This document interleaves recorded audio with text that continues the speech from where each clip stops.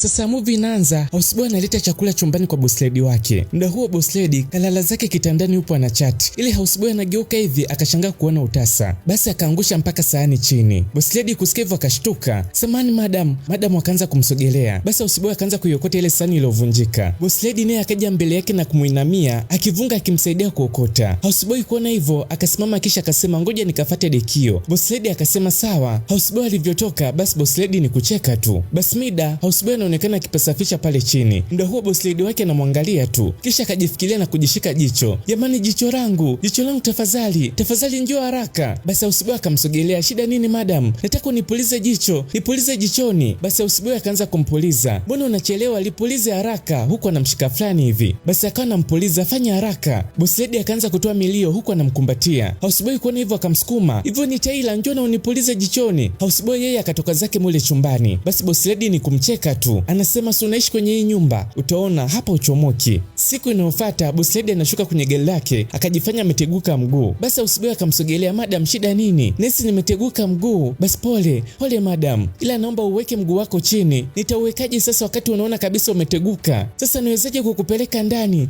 Mungu, pole. Mimi sijui, wewe nipeleke tu." Basi houseboy akafanya maamuzi ya kumbeba na kuanza kumpeleka ndani. Basi anaonekana kumuingiza mpaka ndani. Ila anataka kumweka kwenye sofa. Boss lady anamwambia kuwa unataka ufanye nini? "Nataka nikushushe chini." "Amna, wewe nipeleke tu chumbani." Kisha kavunga anaumia. Madam anasema nimesema nipeleke chumbani. Basi pole. Basi houseboy akamtii na kuanza kuspanda ngazi kuelekea chumbani kwa boss lady wake. Basi anaonekana kumuingiza mpaka chumbani kwake na kumweka kwenye kiti. Kisha akamvua kiatu na kuanza kumnyosha mguu wake. Basi boss lady ni miguno tu hapa na pale. "Nafikiri sasa upo sawa." Boss lady anasema una uhakika? "Lakini mbona mimi sijisikii kama nipo sawa?" Kisha akasema tafadhali nenda jikoni uniandalie chakula. "Mimi ndio, si unajua kabisa sasa hivi Lozi mpishi hayupo na mimi sipendi kula nje, kwa hiyo ninakupa pesa ili uende sokoni ukemee vitu. Au hauwezi kupika?" "Hapana madam, nitajaribu kwa uwezo wangu." "Basi sawa." Kisha akatoa kadi yake ya benki na kumpatia. Kisha akasema na pia ukihitaji chochote kwa ajili yako utajinunulia. "Asante madam." Basi mida houseboy anaonekana yupo jikoni akiandaa chakula. Huyo houseboy anaitwa Lawrence.